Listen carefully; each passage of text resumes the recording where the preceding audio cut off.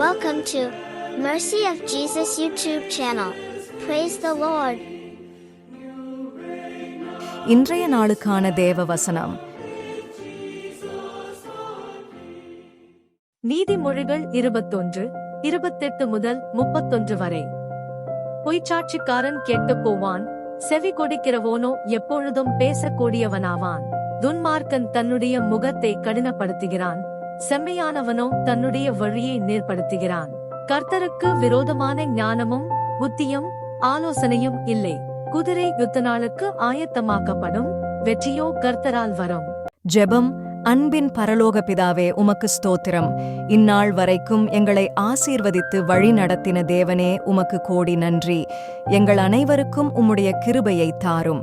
எங்களோடு கூட இருந்து எங்களை வழி நடத்தும். நாங்கள் செய்த பாவங்கள் அனைத்தையும் மன்னியும். இந்த காணொளியை பார்த்து கொண்டிருக்கும் அனைவரோடு விண்ணப்பத்தையும் கேளும். அதற்கான பதிலை நீ தாரும் ஆண்டவரே. அவர்களோடு கூட இருந்து அவர்களை வழிநடத்தும். இந்த புதிய நாளுக்காக உமக்கு நன்றி அப்பா. எங்கள் குடும்பங்களை ஆசீர்வதியும். படிக்கின்ற மாணவர்களை ஆசீர்வதியும். வரப்போகிற தேர்வுகளில் அனைவரும் நல்ல மதிப்பெண் எடுக்க ஆசீர்வதியும்.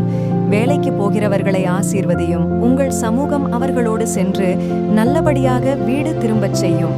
இந்த வேளையிலும் தாய் தந்தை இழந்து தவிக்கும் பிள்ளைகளை ஆசீர்வதியும். நீர் அவர்களோடு கூட இருந்து அவர் தேவைகளை பூர்த்திப்படுத்தும். எங்களுடைய விண்ணப்பத்தை கேட்டமைக்காண்டி கோடி நன்றி ஆண்டவரே. கேட்டதும் கேட்க மறந்ததும் அனைத்தும் உன் பாதத்தில் ஒப்புக் கொடுக்கிறோம். துதி கனமகிமை அனைத்தும் உமக்கே. கோடி ஸ்தோத்திரம், கோடி நன்றி.